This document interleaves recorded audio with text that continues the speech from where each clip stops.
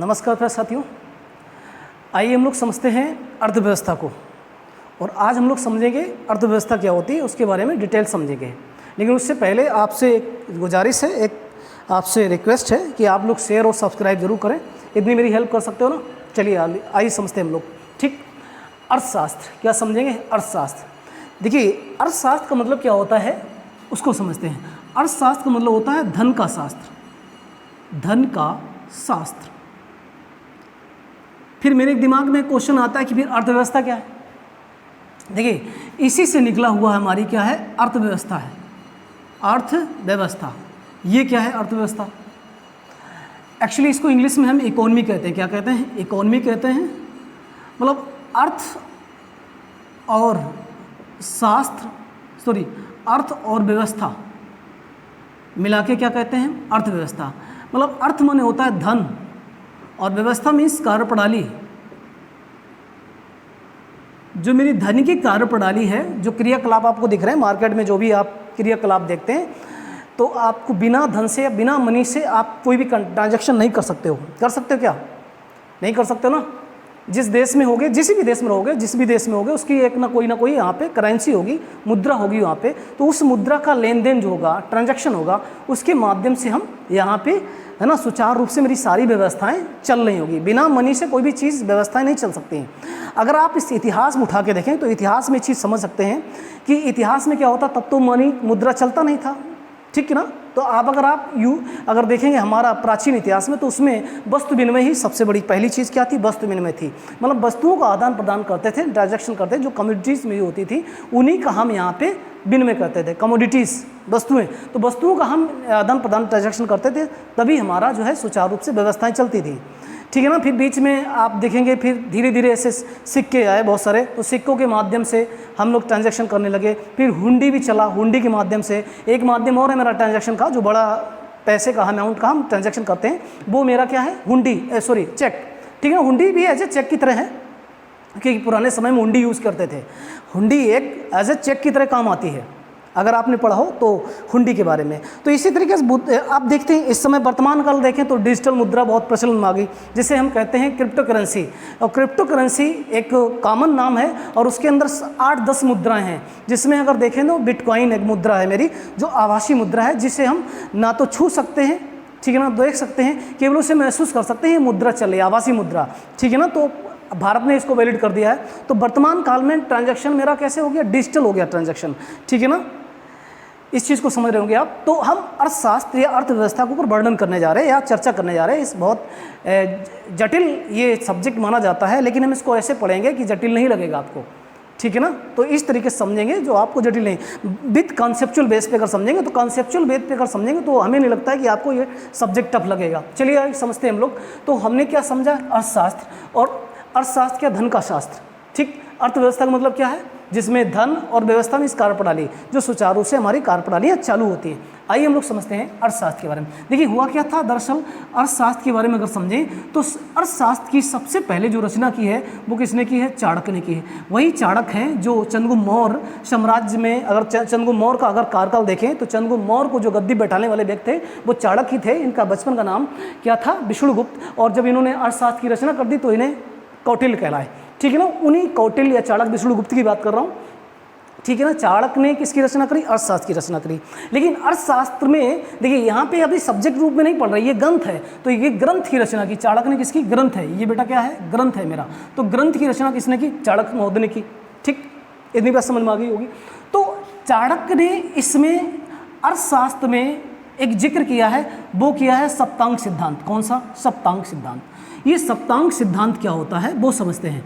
Actually यहाँ पे कहीं पर आप अगर देखेंगे तो अर्थव्यवस्था की चर्चा नहीं की है। सप्तांग सिद्धांत के अंदर वित्त की बात की है। किसकी बात की है? वित्त की। तो फाइनेंस की बात की है। तो सप्तांग सिद्धांत में उन्होंने कितने? 7 इसमें अंग बताए हैं। किसके? अर्थशास्त्र के अंदर सप्तांग सिद्धांत के अंदर 7 अंग बताए हैं हमारे अर्थव्यवस्था के। वो क्या हैं वो समझते हैं। एक तो इन्होंने बताया क्या? राजा होगा, बिल्कुल होगा। फिर बोला कि राजा होगा तो उसका वहाँ पे कोई क्षेत्र भी होगा, जनपद भी होगा, जी बिल्कुल। और फिर उसमें क्या होगा? एक मंत्री भी होगा, बिल्कुल। और एक कोषाध्यक्ष भी होगा। क्या होगा? कोषाध्यक्ष।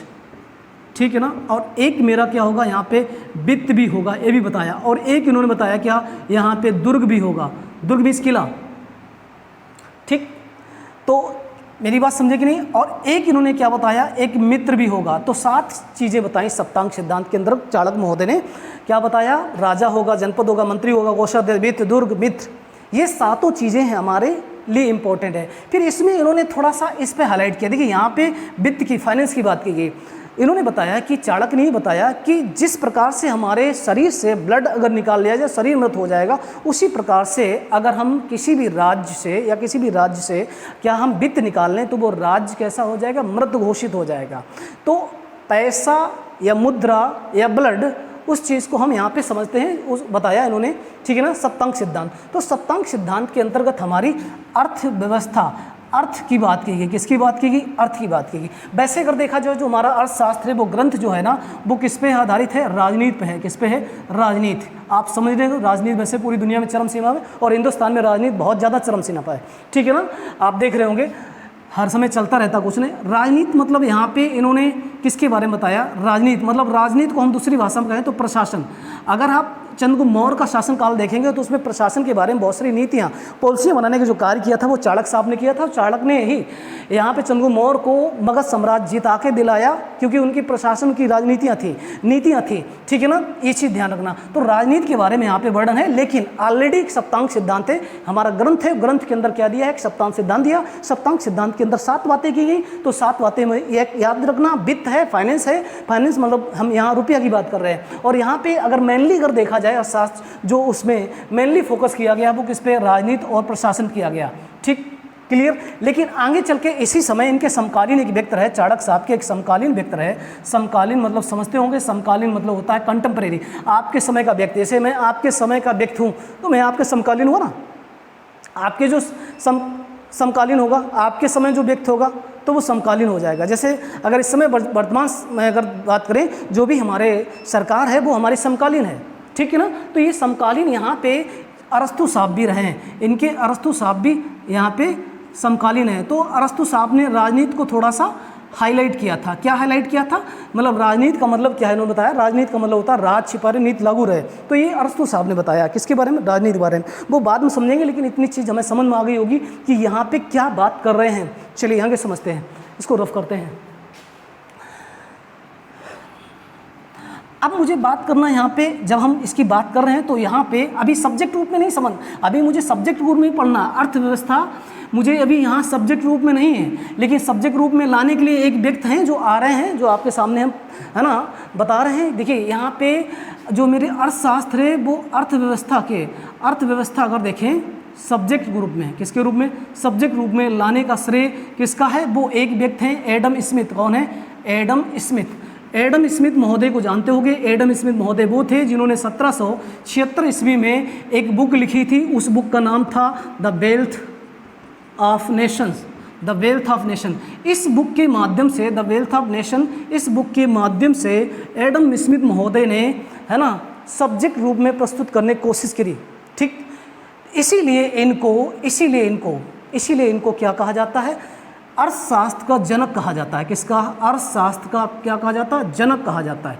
अर्थशास्त्र का जनक कहा जाता है किसको, एडम स्मिथ महोदय को, ठीक है ना। क्योंकि 1776 ईस्वी में, ध्यान रखना 1776 ईस्वी में, 1776 ईस्वी में ये किताब लिखी थी। और बेटा अगर अर्थशास्त्र की रचना किसने की थी, तो वो चाणक्य ने की थी। कब की थी, 325 ईसा पूर्व में की थी, वो भी याद रखना है, ठीक है ना। तो डेट ये याद रखना, 1776 ईस्वी में द वेल्थ ऑफ नेशंस है ना कि इन्होंने बुक लिखी। और इसमें इन्होंने इसमें क्या बताया, पूंजीवादी अर्थव्यवस्था बताई। किसके बारे में बताई, पूंजीवादी अर्थव्यवस्था बताई। पूंजीवादी अर्थव्यवस्था समझेंगे इसको, लेकिन उससे पहले मुझे एक कंसेप्ट और समझना है। वो क्या समझना है,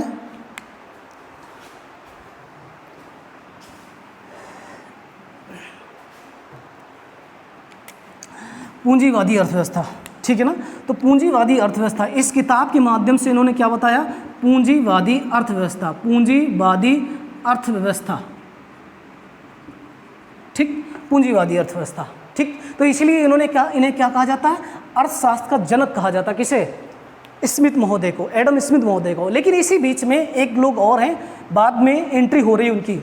यहाँ पे एक व्यक्ति और हैं, किसके बाद? एडम स्मिथ के बाद। तो एडम स्मिथ के बाद एक व्यक्ति हैं जिनका नाम ले रहे हैं, जिनका नाम है जेकिंस। कौन है? जेकिंस।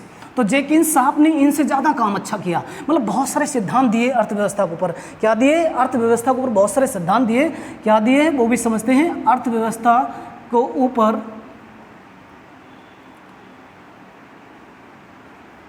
के ऊपर बहुत सारे सिद्धांत दिए। किसने? वो व्यक्ति है कौन? वो व्यक्ति हैं आपके जेकिंस।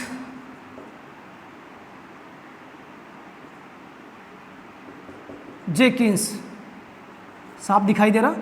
जेकिंस, ठीक। जेकिंस साहब ने बहुत सारे सिद्धांत दिए, लगभग 100 सिद्धांत दिए अर्थव्यवस्था के ऊपर। इसीलिए इनको वेटेज दे दिया गया। किसके ऊपर? एडम स्मिथ महोदय के ऊपर। एडम स्मिथ महोदय के ऊपर इन्हें वेटेज दे दिया गया, इसीलिए इनको कहा गया क्या? पितामह। अर्थशास्त्र का पितामह किसे कहा जाता है? जेकिंस को।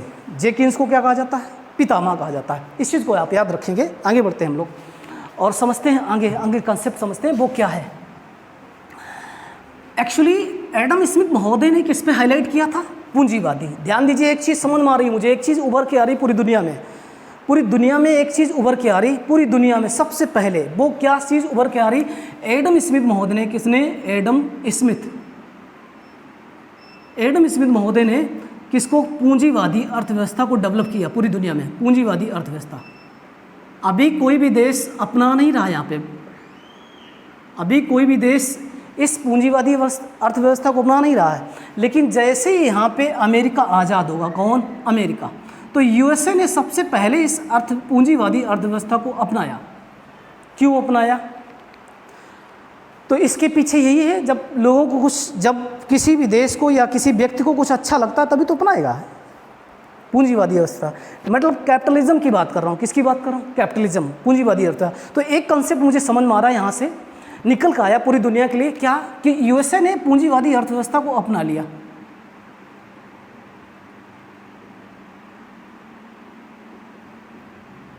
ठीक, सबसे पहले किसने अपनाया? एक्चुअली पूंजीवादी अर्थव्यवस्था को अपनाने वाला पहला देश कौन था? यूएसए। अब पूंजीवादी अर्थव्यवस्था होती क्या है वो समझो। यहाँ पे पूंजीवादी अर्थव्यवस्था होती क्या है? पूंजीवादी अर्थव्यवस्था में क्या होता है? इसमें जितने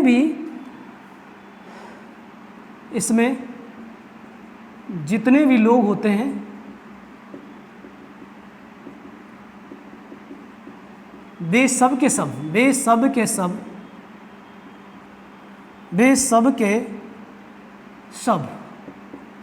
प्राइवेट सेक्टर के होते हैं। कहाँ होते हैं? प्राइवेट सेक्टर के लोग। प्राइवेट सेक्टर मतलब आम सिविलियन होते हैं। इसमें सरकार का कोई हस्तक्षेप नहीं है। इसमें सरकार का हस्तक्षेप दिख रहा?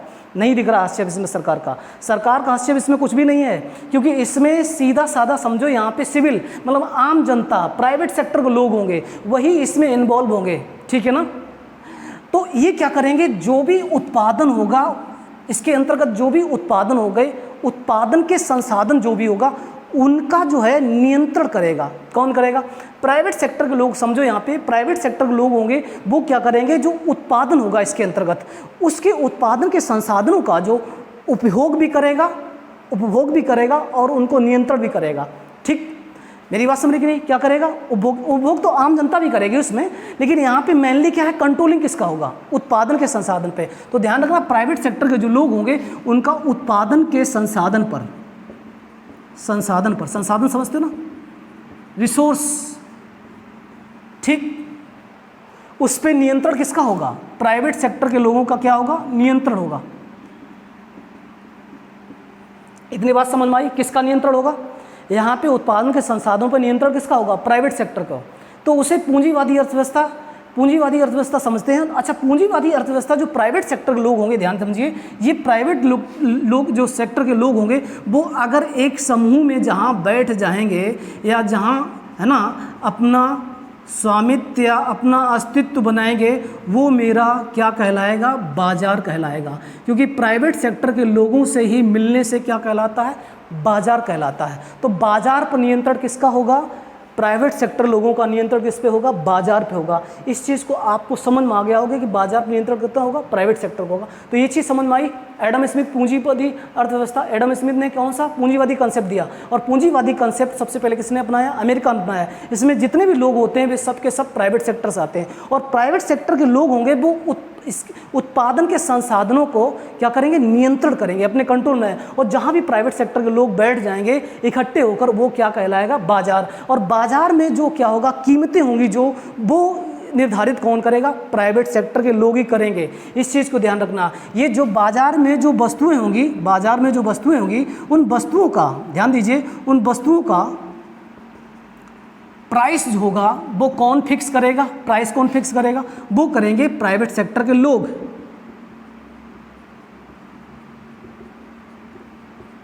भाई यहाँ पे सरकार का कोई हस्तक्षेप नहीं है, यहाँ पे सरकार का कोई भी हस्तक्षेप नहीं दिख रहा है, यहाँ पे सरकार का कोई भी हस्तक्षेप नहीं, क्योंकि यहाँ प्राइवेट सेक्टर के लोग ही यहाँ पे हस्तक्षेप कर रहे होंगे। ठीक, ये चीज़ समझ में आई आपको अच्छे से? आगे बढ़े, चलो आगे बढ़ रहे हैं। लगे रहिए तैयारी में आप, बिल्कुल है ना पूरी तरीके से, और वैकेंसी बहुत सारी आने वाली है। आप अगर इकोनॉमी से अगर देखें, आप अगर ये पेट का अगर देखें, पेपर अभी जल्दी उठा लीजिए। पेपर जो पेट का हुआ था उसमें इकोनॉमी से 3 से 4 क्वेश्चन थे, और अगला जो पेट होगा या लेखपाल का पेपर होगा या बीडीओ का पेपर होगा उसमें कम से कम 3 या 4 क्वेश्चन रहेंगे। या तो करंट से भी पूछ लेगा उठा के, या फिर अर्थव्यवस्था से पूछ लेगा उठा के। तो आपको यहाँ पे तैयारी बिल्कुल बना के रखना है। ऐसा नहीं बिल्कुल कि आप तैयारी बीच में ही है ना छोड़ दिए हो, ऐसा कुछ भी नहीं है। तो आप तैयारी बना के रखिए, ठीक है ना, धैर्य के साथ काम करिए, तो आपको चीज़ें समझ में आएंगी बिल्कुल। ठीक, विद कंसेप्चुअल, तो यहाँ पे कंसेप्ट समझ रहे हैं हम। क्या समझ रहे हैं? अर्थव्यवस्था को क्या हम कंसेप्चुअल बेस पे समझ रहे हैं। कुछ भी ऐसा डाटा नहीं आपको प्रोवाइड करा है जो आपके है ना ठूसने का काम कर रहे हैं, आपको थोपने का काम कर रहे हैं, ऐसा बिल्कुल नहीं है यहाँ पे। तो कंसेप्चुअल बेस पे समझेंगे। आइए हम लोग समझते हैं। अब क्या हुआ कि यहाँ पे अमेरिका ने पूंजीवादी अर्थव्यवस्था अपनाई, फिर धीरे धीरे क्या हुआ? समय बीतेगा, धीरे धीरे क्या होगा कि यहाँ पे हम बात करेंगे जैसे जो विश्व युद्ध चल रहा था। तो विश्व युद्ध में क्या चल रहा था कि आप देखेंगे पूरी दुनिया में युद्ध चल रहा था, तो उसमें 2 गुट बन गए थे पूरी दुनिया में। एक तरफ क्या था? ध्रुवीय राष्ट्र थे, एक तरफ क्या थे? मेरे मित्र राष्ट्र थे, ठीक है ना। तो इस चीज़ को समझ होंगे। तो ध्रुवीय राष्ट्र, मित्र राष्ट्र यहाँ पे रहेंगे। तो उनमें क्या होगा कि एक देश है जो रूस की बात करें। किसकी बात करें? रूस की। तो एक तरफ याद रखना आप यूएसए, और यूएसए ने कैसी, यहाँ पे ध्यान रखना यूएसए, और एक बात करेंगे हम रूस। ठीक, रूस और यूएसए। यूएसए ने कैसी अर्थव्यवस्था अपनाई? अपनी पूंजीवादी अर्थव्यवस्था अपनाई। कैसी अपनाई? पूंजीवादी अर्थव्यवस्था को अपनाया। जबकि रशिया ने क्या? समाजवादी, क्या? समाजवादी अर्थव्यवस्था को अपनाया। ठीक है ना। दोनों के विचार अलग अलग थे, क्योंकि पूंजीवादी में क्या होता है कि यहाँ पे प्राइवेट सेक्टरों का लोगों का बोलबाला होता है, और यहाँ पे जो प्राइस फिक्स करता है वो प्राइवेट सेक्टर लोग करते हैं। लेकिन समाजवादी अर्थव्यवस्था में क्या होता है? यहाँ पे सरकार और प्राइवेट सेक्टर दोनों लोगों का इन्वॉल्वमेंट, हस्तक्षेप होता है। तो यहाँ पे सरकार और प्राइवेट लोग भी प्राइस फिक्स करते हैं। तो यहाँ पे 2 लोगों, जबकि यहाँ पे क्या है? केवल क्या है? प्राइवेट सेक्टर के लोगों का ही बोलबाला है यहाँ पे। और यहाँ पे क्या होगा? सरकार प्लस गवर्नमेंट प्लस यहाँ पे है ना निजी व्यक्ति होंगे, या हम इसको कह सकते हैं गवर्नमेंट या प्राइवेट सेक्टर, है ना, प्राइवेट सेक्टर। ठीक, दोनों का ही इसमें है ना हस्तक्षेप होगा। दोनों क्या होगा इसमें? बोथ का, दोनों का हस्तक्षेप होगा। ये भी ध्यान रखना, दोनों का हस्तक्षेप होगा। ठीक, इस चीज़ को आप याद रखना। अब देखिए हुआ क्या, जब ये रशिया ने या रूस ने समाजवादी अर्थव्यवस्था अपनाई और यूएसए ने पूंजीवादी अर्थव्यवस्था अपनाई, तो भारत इस समय आज़ाद हुआ। इस समय भारत की स्थिति क्या है वो समझो, क्योंकि भारत अगर बात करें हम कब की, 1947 की, 1947, तो भारत अभी आज़ाद हुआ। तो भारत की अर्थव्यवस्था वैसे भी अच्छी नहीं थी, क्योंकि जब हम अगर बात करें आज़ादी के समय, तो हमारी जो जनसंख्या थी वो लगभग 34 मतलब 34 करोड़ थी, और मेरी जो अर्थव्यवस्था थी वो 10,000 करोड़ की थी। और आज अगर देखें तो मेरी अर्थव्यवस्था लगभग 200 करोड़ की अर्थव्यवस्था है। ठीक, इस चीज़ को आप समझे होंगे। ठीक है, तो 1947 में जब आज़ादी हुई तो मुझे मिला क्या गिफ्ट में? गरीबी, भुखमरी, और मेरी जीडीपी कितनी थी? 3% थी। ठीक है ना, मेरी जीडीपी यहाँ कितनी थी? 3% थी। ठीक, क्लियर? मेरी बात समझ गई नहीं। और अगर वर्तमान की स्थिति की अगर बात करें, भारत की अगर वर्तमान स्थिति बात करें, तो यहाँ पे जो हमारी अगर वर्ल्ड लेवल पर अगर देखेंगे तो हमारी जो अर्थव्यवस्था है वो 5th नंबर पे है पूरे वर्ल्ड में, 5वें नंबर पे है हमारी। और अगर पीपीपी मॉडल के पीपीपी पर आधारित देखें तो हमारी अर्थव्यवस्था कितनी, तीसरी है। अगर हम इसको अगर हम ठीक है ना, ये हमारी जीडीपी पर है, जीडीपी पर हमारी अर्थव्यवस्था कितने नंबर पे है, 5वें नंबर पे है। और अगर हम पीसीआई पे देखें, पीसीआई, तो पीसीआई पे हमारी जो रैंक है वो 142 है। इसको जारी करने का श्रेय है जो आईएमएफ को है। किसको है? आईएमएफ, इंटरनेशनल मॉनेटरी फंड, ठीक है ना, अंतर्राष्ट्रीय है ना, ये हमारी आईएमएफ जो है विश्व बैंक है, अंतर्राष्ट्रीय है ना हमारी बैंक है जो आईएमएफ है, अंतर्राष्ट्रीय इंटरनेशनल मॉनेटरी फंड, ठीक है ना। तो ये हमारी निर्धारित करती है अर्थव्यवस्था हमारी वर्ल्ड लेवल। पीसीआई, पीसीआई मतलब per capita income, per capita income होता है प्रति व्यक्ति आय। तो प्रति व्यक्ति आय के आधार पे हमारी रैंक कितनी है? 142 है। सबसे ज़्यादा प्रति व्यक्ति आय अगर देखें राज्य की तो वो हमारी गोवा की है, सबसे ज़्यादा प्रति व्यक्ति आय किसकी है? गोवा की है, इस चीज़ को ध्यान रखना। और पीपीपी मतलब होता है परचेजिंग पावर पैरिटी, मतलब क्रय क्षमता, हमारी क्रय करने खर्च करने की क्षमता कितनी है। अगर हम बाजार में जाते हैं, कोई चीज़ खरीदने जाते हैं तो बाजार हमारी क्षमता हमारे जेब पे डिपेंड करती है कि हम कितनी चीज़ें खरीद पाएंगे, क्योंकि हमारी इनकम के आधार पर हम खर्च कर पाएंगे। तो ये चीज़ ध्यान रखना। और जीडीपी अगर हम वर्ल्ड लेवल अपने भारत की देखें तो कितनी रैंक है? 5वीं रैंक। तो यहाँ पर हम बात कर रहे हैं कि 1947 में जब हम आज़ाद हुए तो हमारी जो जीडीपी थी वो 3% हुआ करती थी, लेकिन जब अंग्रेज आए थे भारत में तो हमारी जीडीपी हुआ करती थी कितनी?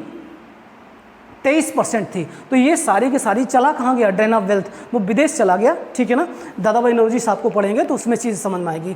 तो भारत की स्थिति अभी क्या है कि भारत दोनों तरफ देख रहा है कि हम इस अर्थव्यवस्था को अपनाएं, समाजवादी को अपनाएं या पूंजीवादी को अपनाएं। तो इसलिए भारत ने क्या किया? बीच का रास्ता अपनाया कि हम इसको भी लेंगे और इसको भी लेंगे। कहने का मतलब है कि भारत ने क्या काम किया कि यहाँ पे जो अर्थव्यवस्था अपनाई वो कौन सी अर्थव्यवस्था अपनाई? वो मिश्रित अर्थव्यवस्था अपनाई। कौन सी? मिश्रित अर्थव्यवस्था। तो भारत की अर्थव्यवस्था कैसी है? मिश्रित है, मतलब इसको कहें तो हम मिक्स्ड कहें, इंग्लिश में क्या कहें तो मिक्स्ड अर्थव्यवस्था है मेरी। कैसी है? क्योंकि हमने इस मिश्रित अर्थव्यवस्था में अगर देखें तो इसमें क्या होगा? एक मिनट, कुछ गड़बड़ हो रहा है। यहाँ पे जो समाजवादी अर्थव्यवस्था है, ठीक, समाजवादी अर्थव्यवस्था, ये हमारी जो अर्थव्यवस्था है समाजवादी, ये कल्याणकारी होती है। कैसी होती है? कल्याणकारी, मतलब वेलफेयर, क्या कहें से? वेलफेयर, ठीक है ना। ये वेलफेयर होती है पूरी तरीके से, यहाँ पे समाज का ही होता है, यहाँ पे इसको नहीं रखना है, ठीक है ना। यहाँ पे ऐसा बिल्कुल नहीं है, इस चीज़ को ध्यान रखना। क्या है? समाजवादी अर्थव्यवस्था, सॉरी इसके लिए, समाजवादी अर्थव्यवस्था में क्या होता है? ये कल्याणकारी अर्थव्यवस्था होती है। लेकिन हमने इसमें क्या काम किया? वो चीज़ यहाँ जो थी वो यहाँ लिखना होगा, ठीक है ना। तो कंसेप्ट वहाँ गलत बता गए। तो मिश्रित अर्थव्यवस्था में क्या होगा कि सरकार का भी हस्तक्षेप होगा और प्लस इसमें निजी क्षेत्र का भी हस्तक्षेप होगा, ठीक है ना। तो दोनों को इसमें क्या होगा, है ना, ऑपरेशन होगा, दोनों का इसमें सहमत होगी, सरकार भी निजी क्षेत्र। इसमें मिश्रित अर्थव्यवस्था, तो मिश्रित अर्थव्यवस्था का सरकार निजी क्षेत्र दोनों का इसमें बोलबाला रहेगा। मतलब कहने का मतलब है अगर हम कोई चीज़ अगर देखें अगर कोई चीज़ मिश्रित अर्थव्यवस्था को थोड़ा सा एक उदाहरण देखें, इसका एग्जाम्पल देखें तो चीज़ें कुछ समझ में आ जाएंगी। जैसे मान लीजिए कि कोई हमें सड़क बनवाना है, मान लीजिए कोई क्षेत्र हम ले लेते हैं, कोई क्षेत्र ले लेते हैं। अब वहाँ पे इधर जो है एक एरिया ये है और एक एरिया इधर है और बीच में नदी है, और ये हमने दिखाया है यहाँ पे 2-3 फैक्ट्री लगी हुई हैं, ठीक है ना। क्या लगी हुई? फैक्ट्री, यहाँ पे 2 फैक्ट्री लगी हुई, या 4 मान लीजिए, यहाँ पे 4 फैक्ट्री है। ये फैक्ट्री इस्टेब्लिश है, क्या है? फैक्ट्री। यहाँ से पुल बनना है, यहाँ तक पुल बनना है, क्योंकि ये क्षेत्र अलग है, ये क्षेत्र अलग है।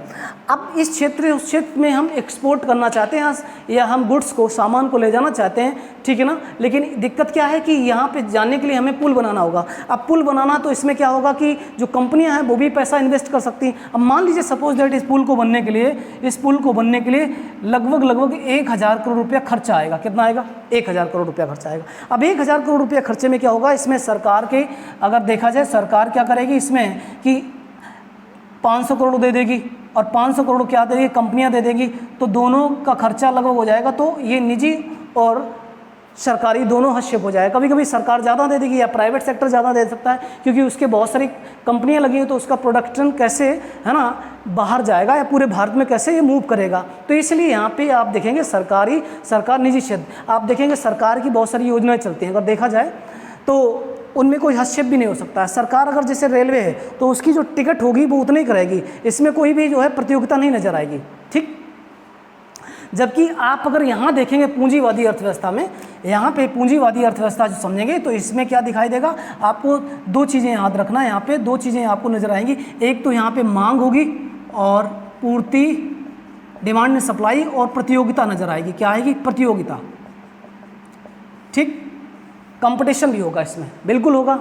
अगर बाजार में प्राइवेट सेक्टर के लोग हैं तो उसमें प्रतियोगिता होगी, उसमें डिमांड एंड सप्लाई होगा, डिमांड भी होगी और सप्लाई भी ज़्यादा होगी। लेकिन यहाँ पे अगर देखें सरकार ने कोई चीज़, जैसे रेलवे है, और अगर देखें रेल ट्रेन खाली जा रही है और टिकट जितने के उतने की रहेगी, कम नहीं हो सकती है। लेकिन यहाँ पे ध्यान रखना, पूंजीवादी में ऐसा कुछ भी नहीं होगा। जो भी होगा यहाँ पे वो उतार चढ़ाव आपको देखने मिलेगा, ठीक है ना, उतार चढ़ाव देखने मिलेगा, यहाँ पे फ्लक्चुएशन आपको देखने मिलेगा। कहाँ पे? यहाँ पे अर्थव्यवस्था पूंजीवादी में, क्योंकि सारे के सारे लोग प्राइवेट सेक्टर के हैं। किसी ने, है ना, अपना प्रोडक्शन तैयार किया तो कम खर्चे तैयार कर दिया वही प्रोडक्शन, और यहाँ पे सरकार क्या करेगी, जो अगर रेलवे बनाया तो उसमें जो टिकट देगी तो उतना ही रहेगा। अब निजी क्षेत्र का कोई भी प्रोडक्शन है, उत्पादन है, उसके जो रेट तय होंगे तो उसमें सरकार क्या करेगी, इसमें बहुत सारा टैक्स मिलेगी, ठीक। तो इस चीज़ को ध्यान रखना। तो आई होप ये चीज़ समझ में आई होगी अर्थव्यवस्था क्या है, ठीक है ना।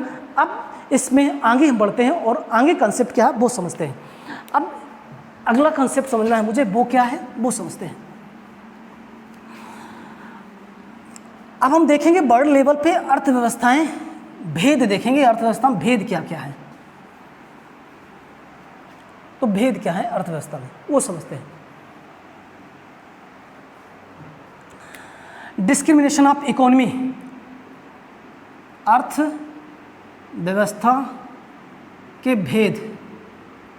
तो मेनली अगर देखा जाए पूरी दुनिया में अगर देखेंगे तो अर्थव्यवस्था के तीन भेद आपको दिखाई देंगे। क्या क्या हैं? तीन प्रकार की अर्थव्यवस्थाएं आपको दिखाई देंगी। एक मेरी क्या होगी, विकसित, और एक मेरी क्या होगी, विकासशील। तो भारत की अर्थव्यवस्था कैसी है? विकासशील है, डेवलपिंग, ये डेवलप्ड है, और ये कैसी है? डेवलपिंग है। और यहाँ पे अगर देखेंगे तो अल्प विकसित अर्थव्यवस्था, ठीक, विकासशील अर्थव्यवस्था।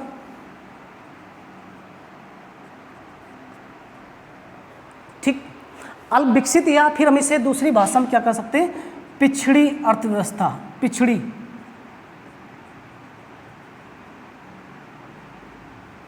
अर्थव्यवस्था। ये क्या होती है?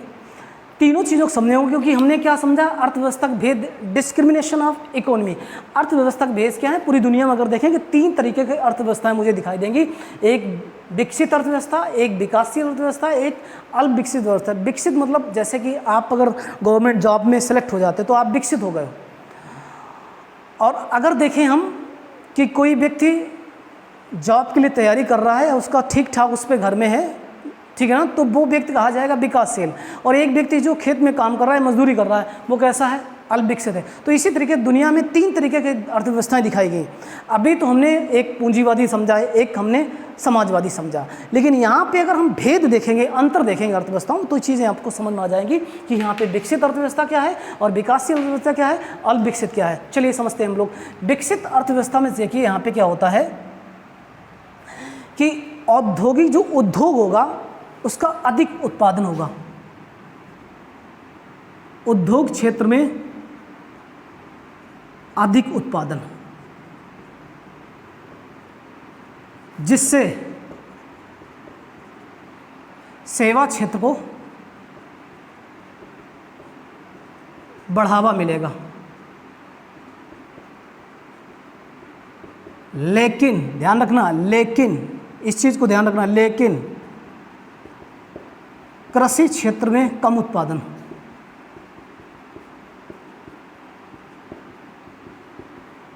कृषि क्षेत्र में क्या होगा, कम उत्पादन होगा। बिल्कुल, यहाँ कृषि क्षेत्र का कुछ भी बोलबाला नहीं, कृषि क्षेत्र से कुछ भी इनकम नहीं हो रही, आय हो रही। वो हमारा क्या है, उद्योग क्षेत्र से अधिक उत्पादन होगा, जिससे सेवा क्षेत्र को बढ़ावा मिलेगा, क्योंकि सर्विस सेक्टर भी काफ़ी प्रमोट होगा अच्छे से। तो जिससे क्या होगा, लोग यहाँ पे सर्विस सेक्टर समझते हो, जैसे मैं अगर आपको देखो फ्री में सर्विस दे रहा हूँ, सेवा दे रहा हूँ, ठीक है ना। जो भी कर्मचारी हैं जो आपको दिख रहे हैं काम कर रहे हैं, वो किस में आते हैं, सर्विस सेक्टर में आते हैं। औद्योगिक क्षेत्र में जो भी आपको प्रोडक्शन आप देखेंगे आसपास अपने, जो मैन्युफैक्चर्ड हो रहा है, ठीक है ना, विनिर्माण या कच्चा माल कह सकते हैं या फिनिशिंग गुड कह सकते हैं। अगर देखें जो तो मेरी फिनिशिंग गुड है, ये मेरा क्या है, पूरा तैयार माल है। तो पेन मेरा क्या है, ये पेन मेरा किस में आ जाएगा, उद्योग क्षेत्र में, क्योंकि बिना उद्योग के आप जो है ना, मानव निर्मित है ना, मानव ने बनाया है, तो मानव निर्मित इसे विनिर्माण कहते हैं। तो मानव ने बनाया, तो ये क्या है, मेरा किस में आ जाएगा, उद्योग में आ जाएगा। अब जो सेवा दे रहा है, आपको भी सेवा दे रहा ना, ये पेन मेरा क्या कर रहा है, आपको सेवा दे रहा है, क्योंकि लिख रहे हैं, क्योंकि इसको मार्केट से खरीद लाए हैं, तो हमने इस पर टैक्स भी दिया होगा, ठीक, कुछ ना कुछ टैक्स दिया होगा इस पर,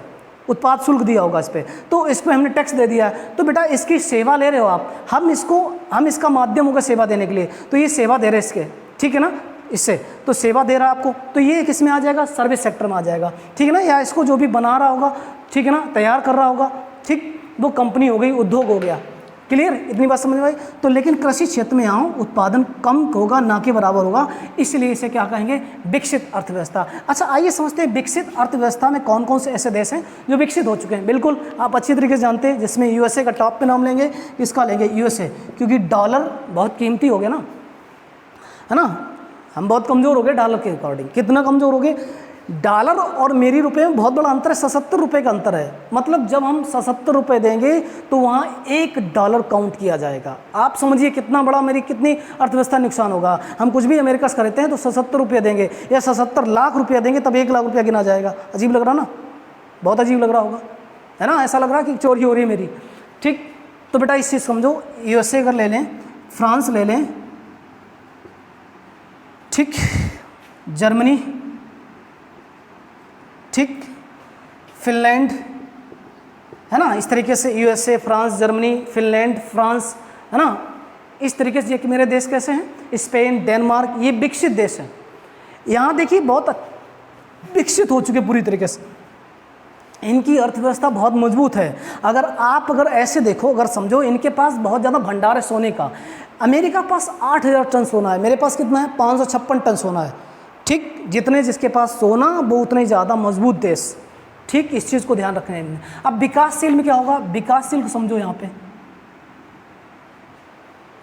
ठीक, विकासशील समझो। विकासशील में क्या होगा, यहाँ पे कृषि और उद्योग और सेवा। देखिए भारत अगर देखें तो भारत कैसा देश है, विकासशील देश है। भारत की अर्थव्यवस्था समझें तो आपको एक चीज़ समझ में आ जाएगी, वो ये समझ में आ जाएगी, क्योंकि भारत एक कृषक प्रधान देश है। अभी भी कृषि पर हम निर्भर हैं, और वो भी कितना, कृषि पर हम 55% निर्भर हैं। और भारत में कृषि से ही 15% हमारी इनकम होती, कितनी होती, 15% इनकम होगी। जब हमारा कृषि से उत्पादन होगा तो उद्योग लगेंगे। क्या लगेंगे, उद्योग लगेंगे। जब हमारा कृषि से उत्पादन होगा अच्छा, तो क्या होगा, उससे उद्योग लगेंगे। और यहाँ हमारे कमज़ोर सबसे ज़्यादा क्या है, वो सेवा सेक्टर है, ठीक। क्योंकि जब हमारे कृषि के उत्पादन ज़्यादा होंगे तब हमारे उद्योग लगेंगे, और उद्योग जब हमारे अच्छे हो जाएंगे, बहुत बड़ी संख्या में हो जाएंगे, क्योंकि जब यहाँ पे सर्विस सेक्टर, उद्योग क्षेत्र से लगभग 70% यहाँ पे हमारी इनकम होने लगेगी, तो हम विकसित हो जाएंगे। लेकिन अभी तो है नहीं ऐसे बिल्कुल, क्योंकि अभी हम डिपेंड किस पे हैं, कृषि पे डिपेंड है। हमने कहा ना 55% लोग संलिप्त हैं, मतलब आश्रित हैं पूरी तरीके से किस पे, कृषि पर, और 15% इनकम हमारी किससे है, कृषि से, ठीक है ना। लेकिन हम यहाँ पे सर्विस सेक्टर में बढ़ रहे हैं, औद्योगिक क्षेत्र में बढ़ रहे हैं। एक चीज़ ध्यान रखना, भारत की अर्थव्यवस्था है ना जो, वो तेज़ी से बढ़ रही है, ये भी ध्यान रखना। जो भारत की अर्थव्यवस्था है तेज़ी से ग्रो कर रही है। भारत की अर्थव्यवस्था